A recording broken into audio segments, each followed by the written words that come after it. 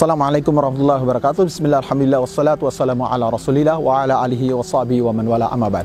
Sahabat muslim, hari-hari ini ketika kebiadaban Zionis Yahudi kembali mencapai puncaknya, melakukan genosida terhadap penduduk Gaza, membuat masyarakat internasional teringat kembali terhadap sosok bengis berhati iblis, yaitu Ariel Sharon, Perdana Menteri yang akhirnya mati terlaknat didahului koma selama 8 tahun dan dirinya membusuk. Di panggung politik Timur Tengah dan internasional, Ariel Sharon yang bernama lengkap Ariel Scheinerman merupakan figur kontroversial.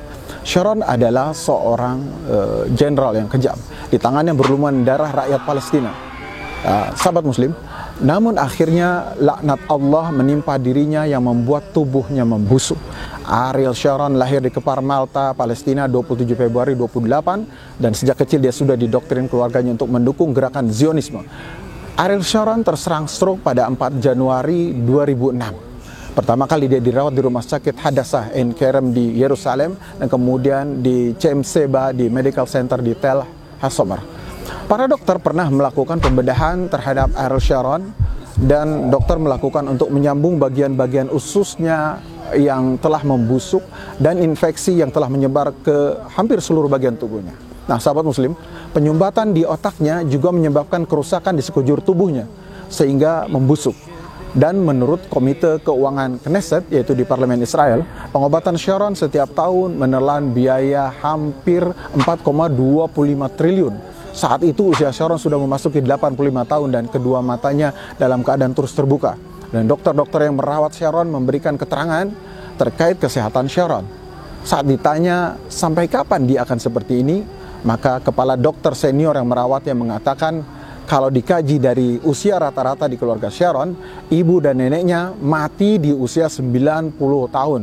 Kemudian dokter itu mengatakan, kami memperkirakan Sharon akan tetap dalam keadaan seperti ini hingga lewat usianya di atas 90 tahun. Nah, sahabat muslim, Sharon terbujur kaku tak berdaya dengan bantuan berbagai alat medis yang tertancap ke tubuhnya, termasuk respirator, dalam ruangan khusus di rumah sakit Tel Hassomer, di sebelah timur ibu kota Tel Aviv.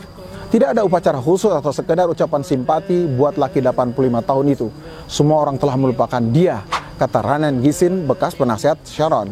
Saat Sharon terkena stroke, seorang kru televisi Israel berhasil merekam gambarnya yang sedang berada di belakang sebuah mobil ambulan. Dia terbaring setengah duduk dalam keadaan tidak sadar. Nah, sahabat muslim, dan itulah gambar terakhir yang dimiliki oleh media. Karena setelah itu, keluarga Sharon menutup rapat-rapat segala informasi tentang kondisi salah satu tokoh kontroversial dalam sejarah Zionis Israel tersebut. Sementara Sharon palsu, yaitu berupa patung lilin, banyak didatangi pengunjung di Kison Gallery. Sementara Sharon asli terbujur kaku tidak sadar beberapa kilometer dari sana di Medical Center Tel Hassomer. Hari berganti pekan, pekan berganti bulan, Sharon tidak lagi dikabarkan menderita pendarahan pada otaknya. Hanya saja berbagai infeksi berlanjut menyerang organ-organ tubuh yang lain secara bergantian. Sharon terkena dari mulai otak, pindah ke paru-paru, pindah ke ginjal, pindah dan seterusnya seperti itu. Jantungnya yang diketahui bocor sejak sebelum koma ikut memperburuk keadaan. Nah, sahabat muslim, sebelum Ariel Sharon jatuh koma, dia diisukan kabar dari asisten pribadinya bahwa setiap malam dia tidur diganggu oleh satu mimpi yang sangat buruk, yaitu bermimpi petugas Israel bentrok dengan pengunjuk rasa Palestina, yang membuat Sharon ditangkap oleh penduduk Gaza yang begitu marah dan dendam kepada diri Sharon dan karena tindakan yang angkuh menyerang tanah Palestina. Nah, sahabat muslim, dalam mimpi itu Sharon disiksa, dirantai tangannya dan kakinya, kemudian diarak mengelilingi bandar Gaza dan dimasukkan ke dalam api. Dan mimpi itu terus mengganggu Sharon setiap malam sehingga dia jatuh koma. Tiada yang tahu akan derita Sharon menanggung mimpi-mimpi itu kecuali asisten pribadi Sharon. Asisten tersebut berkatakan demikian, mengungkapkan bahwa mimpi-mimpi Sharon itu dia katakan kepada halak di Israel pada tahun 2008 dan kemudian media-media di Asia Barat terus menyebarkan berita-berita tersebut.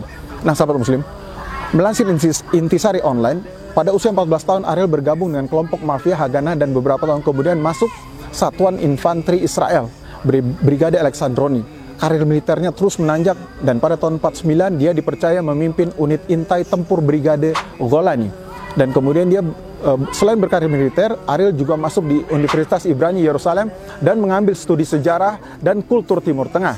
Karena konflik Israel-Palestina makin memanas, setahun kemudian Ariel aktif kembali di militer Israel dengan pangkat mayor dan memimpin unit khusus 101. Unit pasukan khusus yang bertugas menyergap gerilyawan Palestina yang dikenal kejam ini, dan pada tahun 1953 mereka pernah membantai 69 penduduk Palestina.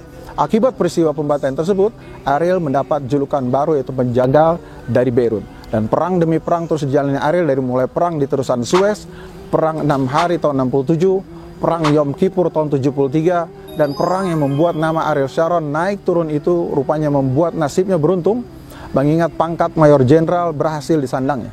Nah, sahabat muslim, foto Ariel Sharon yang bagian kepalanya terbalut perban saat bertempur di terusan Suez bahkan menjadi simbol kekuatan militer Israel. Nah, usai perang, Ariel terpilih sebagai anggota Knesset, semacam kabinetnya di Israel. Akan tetapi tahun 74 Ariel mundur dari Knesset dan pensiun dari dunia militer. Lalu Ariel bergabung dengan partai politik yang kemudian menjadi kendaraannya untuk berkuasa, yaitu Partai Likud.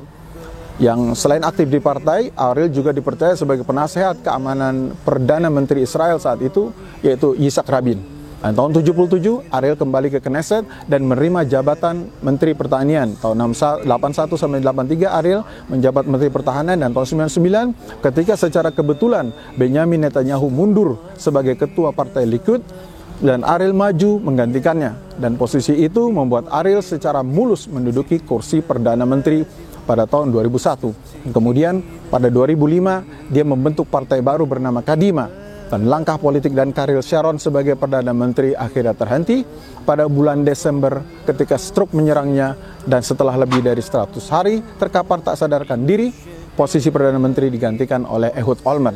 Dan tanggal 11 Januari 2014, Ariel meninggal dunia dalam keadaan tragis setelah 8 tahun mengalami koma dan hidup dengan alat bantu pernapasan. Demikian sahabat muslim, semoga bermanfaat.